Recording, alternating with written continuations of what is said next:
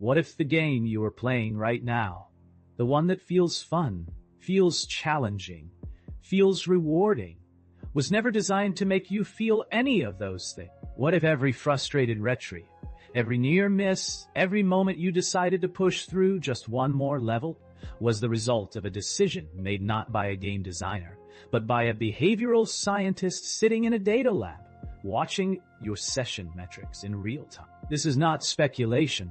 This is not a conspiracy theory dressed up in tech jargon. What you are about to hear is documented in patent filings, in regulatory settlements worth hundreds of millions of dollars, in conference talks delivered by the people who built these systems, and in leaked internal memos from some of the most successful gaming companies on Earth. And if you have ever wondered why modern games feel so precisely engineered to keep you playing, this is the answer. Let's start with something that sounds almost too clinical to be real. Inside the largest free-to-play game studios in the world, there are employees whose job title has nothing to do with game design. They are not level designers. They are not narrative writers. They are behavioral psychologists and data scientists, and their sole function is to design what the industry calls engagement loops, the sequences of actions, rewards, and frustrations that keep a player returning to an app day after day. According to Adam Raldaji's book, $1 Billion Game, published in 2019, Supercell, the Finnish company behind Clash of Clans, runs what has been described as hundreds of A/B tests simultaneously on its live player base, not on a test server, on real players in real time without their knowledge. What are they testing?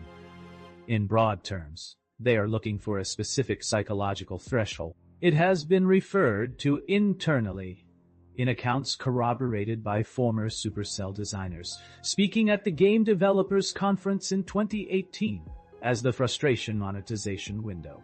The idea is precise, and once you understand it, almost impossible to unsee. A player who is too comfortable will never spend money. They have no urgency.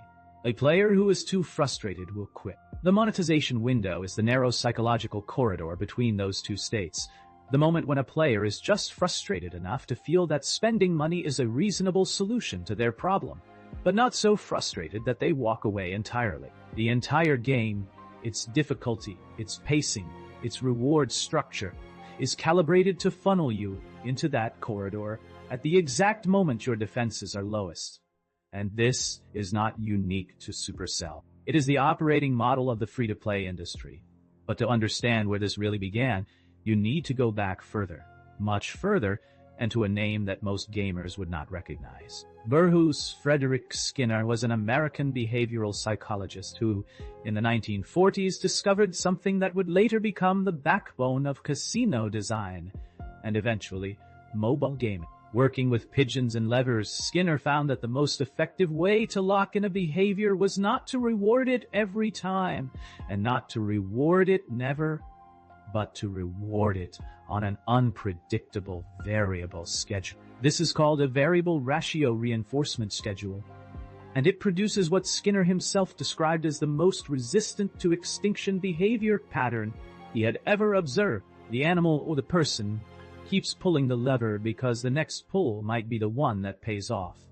This is, in its essential form, how a slot machine works, and in 2010, it became the documented design philosophy of one of the most successful social games ever made. Zynga, the company behind Farmville, produced an internal memo in 2010 that was later obtained and reported on by Bloomberg Businessweek. The memo explicitly referenced Skinneria's variable ratio reinforcement schedules, the energy system mechanic, the timers that stop you from playing unless you wait or pay, was not invented because designers thought pacing would improve the experience. It was reverse engineered from slot machine psychology.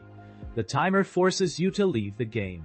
You experience what psychologists call loss aversion, the feeling that something valuable is slipping away from you.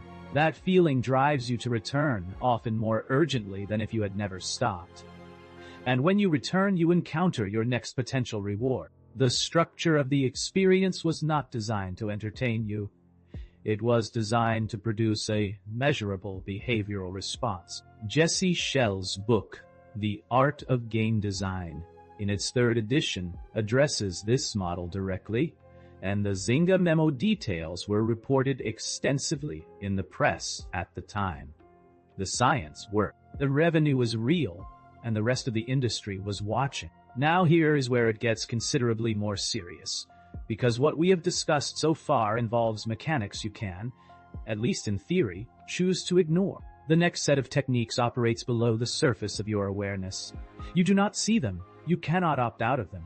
You might never even suspect they are there. Sony Interactive Entertainment filed a patent with the United States Patent and Trademark Office, assigned the number 11,420,122 for a system called Dynamic Difficulty Adjustment, or DDA. The concept is this.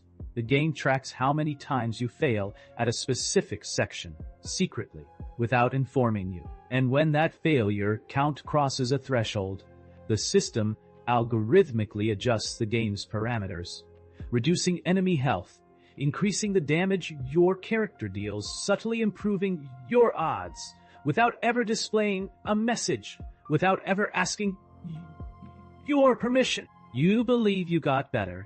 You believe you finally mastered the mechanics. But in a measurable number of cases, the game made itself easier while you were looking at the screen, waiting for the next attempt. Capcom's use of this system in Resident Evil Village was analyzed and documented by Digital Foundry in their coverage published by Eurogamer in 2021.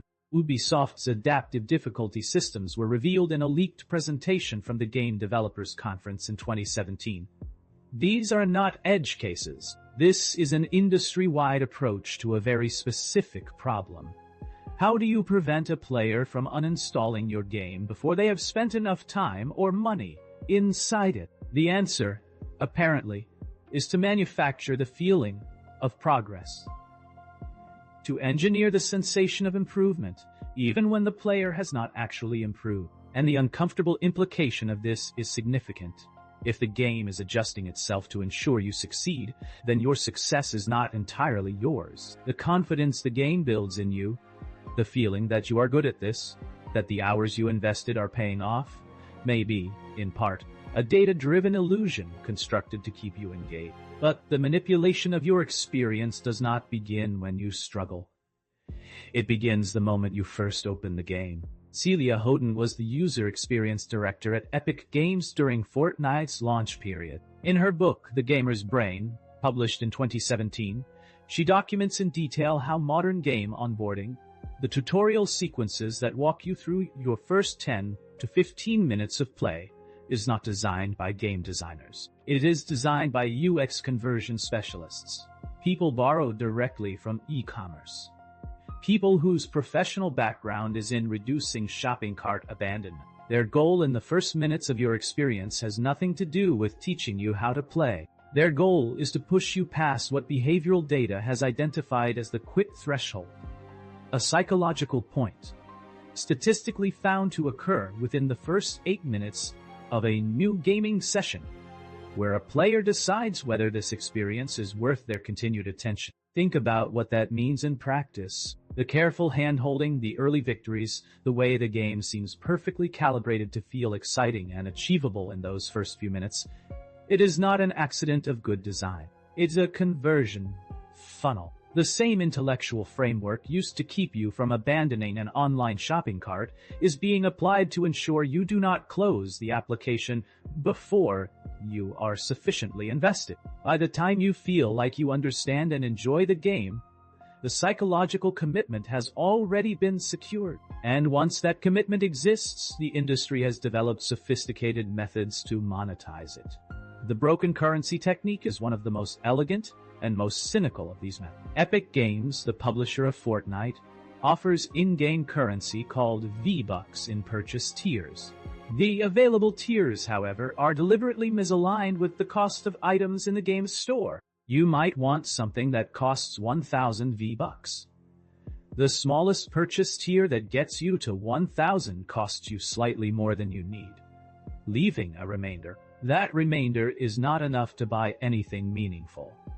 so it sits in your account. And psychological research on what is called the sunk cost effect and basic loss aversion tells us that people feel compelled to use what they have. So you buy more V-Bucks to supplement your remainder, and that purchase in turn leaves you with another remainder. This is not a guess about Epic's intentions. The Federal Trade Commission, the United States government's consumer protection agency, cited this exact mechanism in its settlement with Epic Games, a settlement announced in late 2022 and finalized in 2023, which resulted in Epic paying $520 million in penalties. The FTC's own documentation described the broken currency system as a deliberate design choice that increased players' spending by statistically measurable amounts, by some accounts between 20 and 30% over baseline. The settlement also resulted in over $245 million being returned directly to players.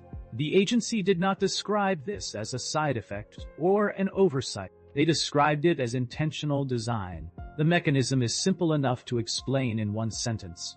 You can never have exactly the right amount of currency, because the tiers were designed to make that mathematically impossible. Now, let's talk about something the industry discusses more openly, and yet most players have no idea it exists. Bungie, the studio behind the Destiny franchise, has a public-facing analytics team that has delivered talks at the game developers conference discussing what they call exploit lifecycle management.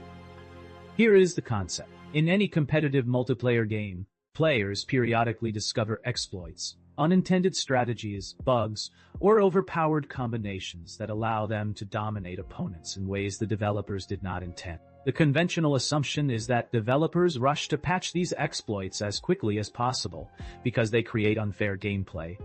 The data, apparently, tells a more complicated story. According to Bungie's analytics team, as referenced in their 2019 GDC talk drawing on behavioral data from Destiny 2, players who discover exploits show a significantly lower churn rate, meaning they are significantly less likely to quit the game in the 30 days following discovery. The behavioral explanation is intuitive once you hear it. The player who discovers an exploit feels like they have found something the system did not intend for them to find. They feel clever. They feel like they are operating at a level above other players. That feeling of superiority, of having outsmarted the game itself, generates what researchers call intrinsic motivation, and it generates loyalty. According to figures cited in coverage of these analytics practices, exploit discoverers had between 40 and 60% lower churn rates in the period after discovery. Jason Schreier's book Blood, Sweat, and Pixels, published in 2017, provides extensive background on how modern studios manage their live games, including the way retention data shapes post-launch decisions. The implication here is not that developers never patch exploits. They do.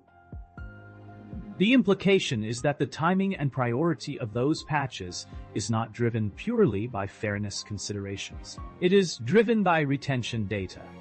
If your exploit has not been patched in 3 weeks, there may be a data-driven reason for that. The reach of these techniques extends even into the social architecture of how games match you with other players. In 2017, Activision was granted United States patent number 9789406-I. The patent describes a matchmaking system with an explicit and documented secondary purpose: to drive microtransaction purchases. The mechanism described in the patent works like this. The system identifies a player who has not made recent purchases. It then, through matchmaking, pairs that player with a high-spending player who has visually superior equipment, better skins, better gear, a more impressive loadout. The non-spending player sees the paying player dominating the match. They experience what social psychologists call purchase envy. They are then more likely to make a transaction. The patent is real. The filing is publicly available. Activision's official response, after the patent was analyzed and reported on by Vicel's gaming outlet Waypoint in October of 2017, was that the system described in the patent had never been deployed in an actual product. Researchers and journalists noted that the patentee's filing predated the rollout of Call of Duty's modern microtransaction structure by fewer than 12 months. Whether the system was deployed exactly as described in the patent is genuinely unclear.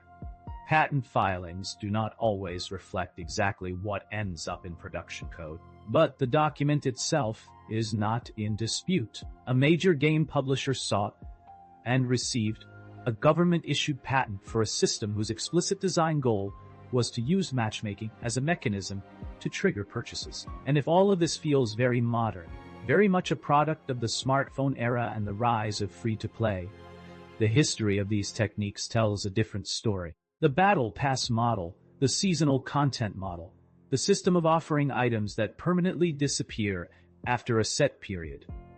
These feel like innovations of the last several years.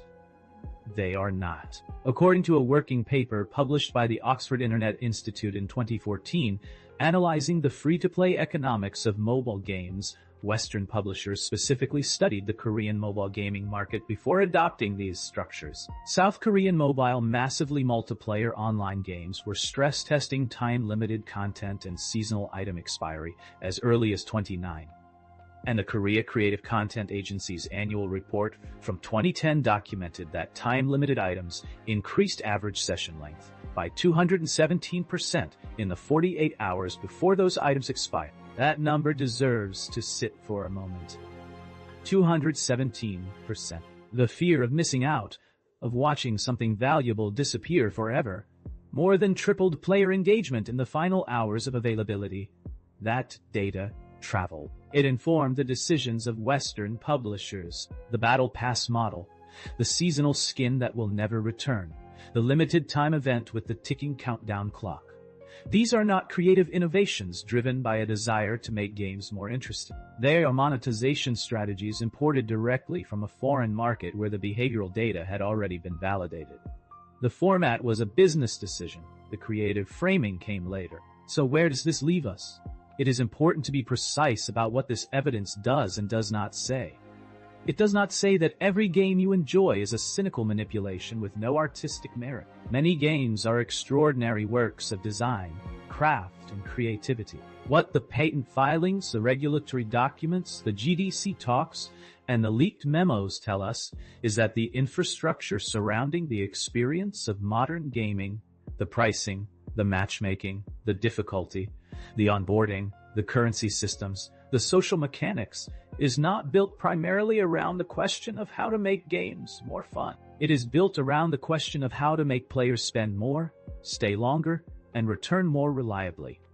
The behavioral scientists and the data analysts are not enemies of good games. Some of them are, by all accounts, genuinely passionate about the medium, but their mandate is retention and monetization. Their tools come from behavioral psychology, from casino design, from e-commerce conversion optimization, and those tools have been applied to an art form with extraordinary effect.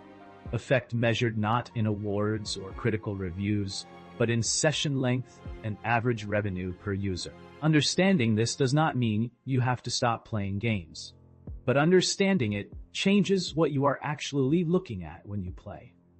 The moment of frustration before you spend money. The tutorial that felt so perfectly calibrated. The exploit that mysteriously never got patched. The currency in your account that never quite adds up.